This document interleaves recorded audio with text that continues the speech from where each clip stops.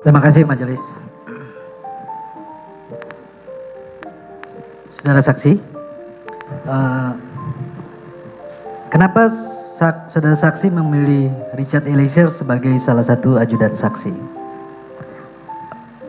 Saya diberikan saudara Richard dari Komandan Detasemen di Korbrimob 2 waktu itu, Sadam dan Richard.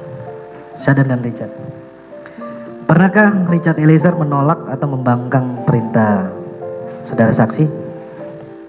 Tidak pernah. Tidak pernah.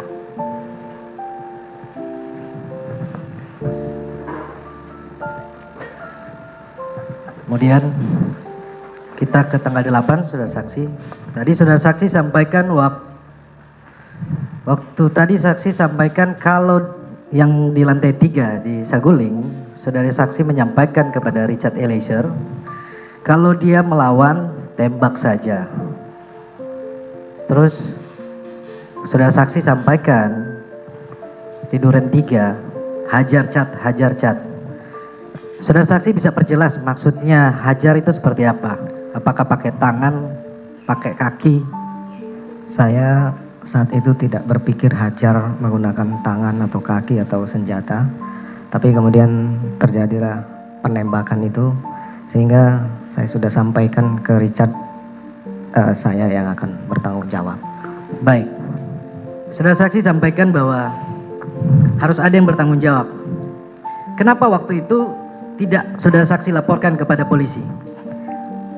Saya sudah sampaikan di awal bahwa saya mencoba dengan kepercayaan diri untuk, mohon maaf, melindungi Richard dengan cara yang tidak benar, dan ya itu memang kesalahan saya. Nanti akan saya pertanggungjawabkan pada saat pemeriksaan terdakwa. Saksi sampaikan bahwa saksi akan bertanggung jawab. Apa yang akan menjadi tanggung jawab saudara saksi terhadap Richard Eliezer yang masa depannya terancam hilang dan masih muda, saudara saksi? Ya, saya tidak bisa menjawab karena posisi saya juga harus mempertanggungjawabkan peristiwa ini.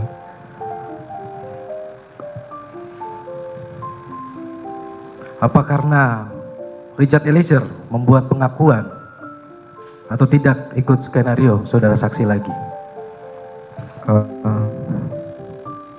Jadi ulangi pertanyaannya.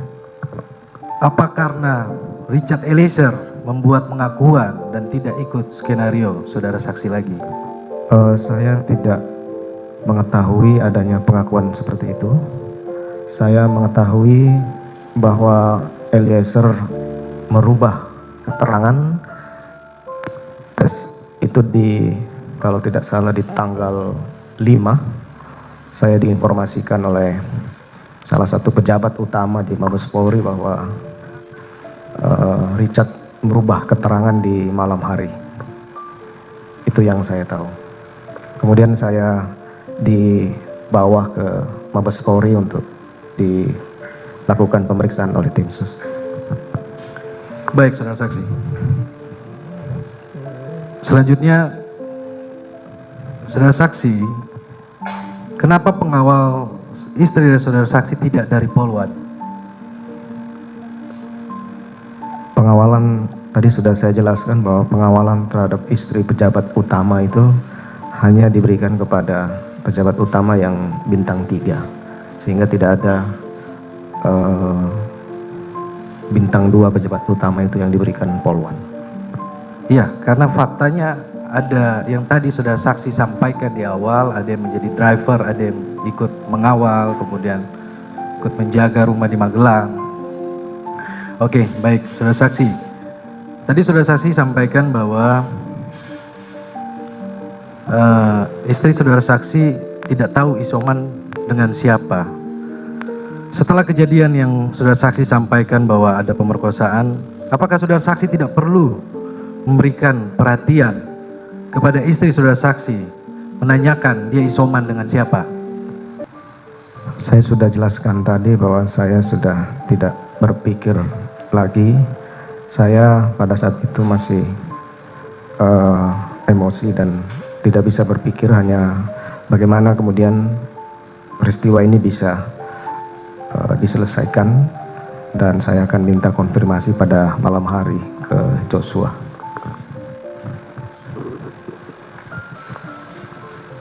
Iya, saudara saksi, di dalam BAP saudara saksi tanggal 8 Agustus, saudara saksi menjelaskan bahwa Yosua memiliki tubuh lebih besar dibanding dengan ADC yang lain dan memegang senjata api yang saat itu mendampingi istri saya di Magelang.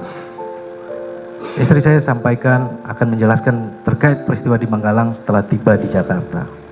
Di sini saudara saksi menyampaikan memegang senjata api. Pertanyaannya, kenapa senjata api tersebut saudara saksi tidak terpikirkan untuk diamankan?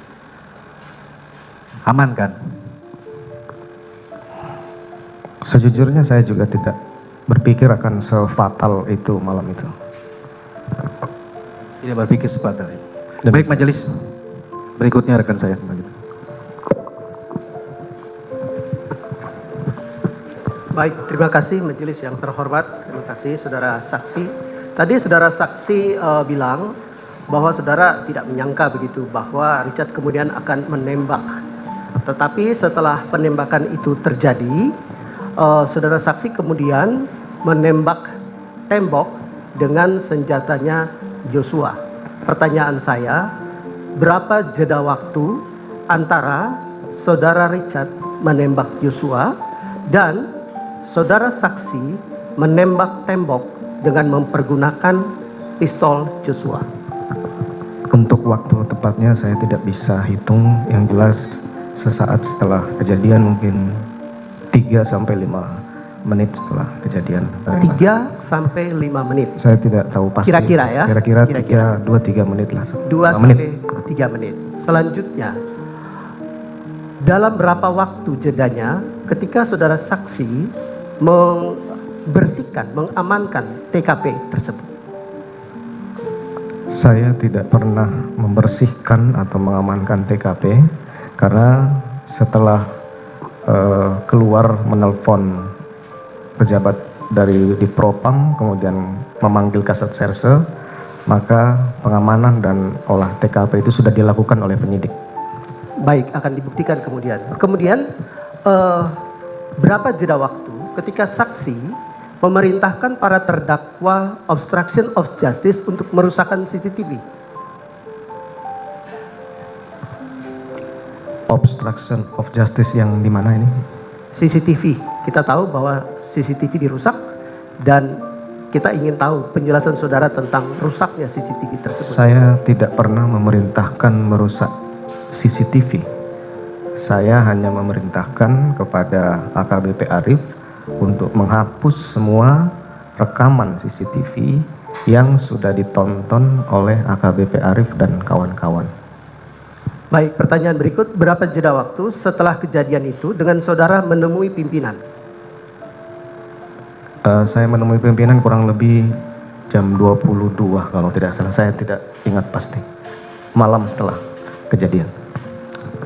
Tapi yang saudara tidak sangkal adalah saudara menembak tembok, begitu ya, 2-3 menit setelah Richard menembak Joshua, begitu ya? Kalau ternyata menurut saudara saksi, penembakan yang dilakukan oleh saudara Richard tersebut adalah keputusan sendiri, saudara kan tidak seharusnya membuat skenario tembak-menembak dengan cara menembak dinding. Saudara ketika itu adalah Kadif Propam.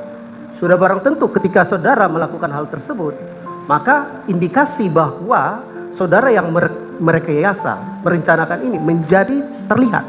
Bagaimana? Mohon penjelasan fakta yang sebenarnya. Saya sudah sampaikan bahwa cerita yang saya buat pasca kejadian itu, saya terpikir bagaimana menyelamatkan ajudan saya. Itu saja, karena saya itu yang kemudian saya sesali bahwa kenapa saya harus melakukan itu, karena pada akhirnya kemudian terungkap. Itu mungkin yang perlu saya sampaikan. Tampaknya saudara saksi di pengadilan ini sangat berargumentasi seolah-olah mau melindungi klien kami Tetapi ketika klien kami mengatakan bahwa saudara juga ikut menembak, saudara menolak pernyataan saksi kami, fakta yang disampaikan oleh klien kami. Saya tidak melihat kejujuran yang sesungguhnya dari saudara saksi. Berikut, logikanya jika itu keputusan pribadi dari Richard untuk menembak Yosua, seharusnya Anda sebagai seorang polisi ya, Kadif Propam, Anda yang harus menangkap saudara Richard, memproses hukum saudara Richard. Bagaimana menurut penjelasan Anda? Saya sudah sampaikan bahwa saya akan bertanggung jawab terhadap apa yang saya lakukan. Terhadap yang tidak saya lakukan, saya tidak akan bertanggung jawab. Kalau soal saudara bertanggung jawab, hukumlah yang akan menentukan. Ya. Sebagai polisi berpangkat jenderal ya, seharusnya menurut hemat kami, logika saudara itu lebih kuat daripada feeling saudara, sehingga Anda tidak impulsif dalam merespon laporan istri saudara. Dan oke, saya mencoba untuk merangkai pertanyaan sesuai dengan penjelasan Anda bahwa Anda tidak suruh klien kami yang menembak. Jika begitu, bukankah polisi sekali lagi itu adalah pihak yang berkewajiban untuk menangkap pelaku kejahatan? Dalam hal ini Richard. Saya kan sudah sampaikan bahwa saya sudah menerima resiko dipecat dari apa yang saya lakukan. Kan sudah selesai itu. Sekarang kita sisa bagaimana kemudian saya berikan kesaksian kepada adik-adik saya yang ada ini. Saya sudah menerima semua akibat dari yang penasihat hukum sampaikan bahwa saya tidak pakai logika apa segala macam. Itu saya sudah siap hadapi dan saya sudah dipecat dan kemudian sudah menjalani proses hukum ini. Masih ada pertanyaan lagi? Baik, kalau Anda memang merasa bahwa istri Anda dilecehkan, sebagai seorang jenderal polisi, apakah solusinya itu menghajar pelakunya?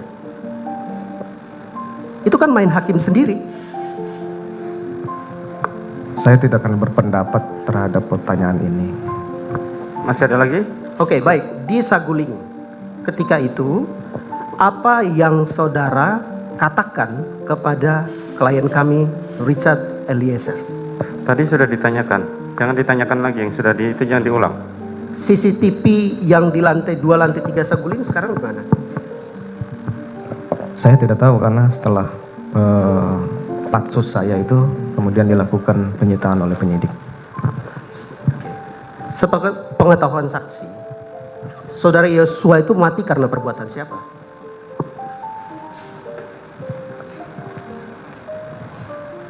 Sepengetahuan saya, ya karena penembakan. Kalau kematian itu karena penembakan yang dilakukan Richard, apakah saudara juga memiliki andil dalam kematian Yosua? Nanti silakan hakim yang menilai. Saya tidak mungkin Justru menyampaikan saya itu. bertanya, apakah saudara berdasarkan fakta yang saudara ketahui memiliki andil yang menyebabkan kematian Yosua atau tidak?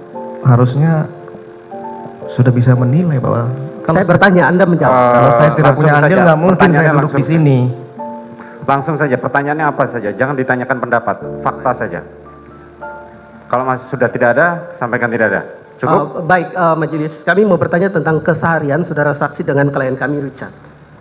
Ya, apakah ketika saudara memerintahkan Richard untuk melakukan sesuatu hal, dia melakukannya dengan tepat atau meleset?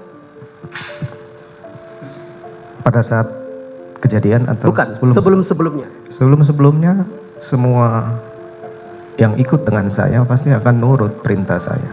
Bahkan setelah kejadian penembakan pun saya sudah sampaikan tadi bahwa setelah senjatanya disita, saya pinjamkan senjata dia untuk jaga diri.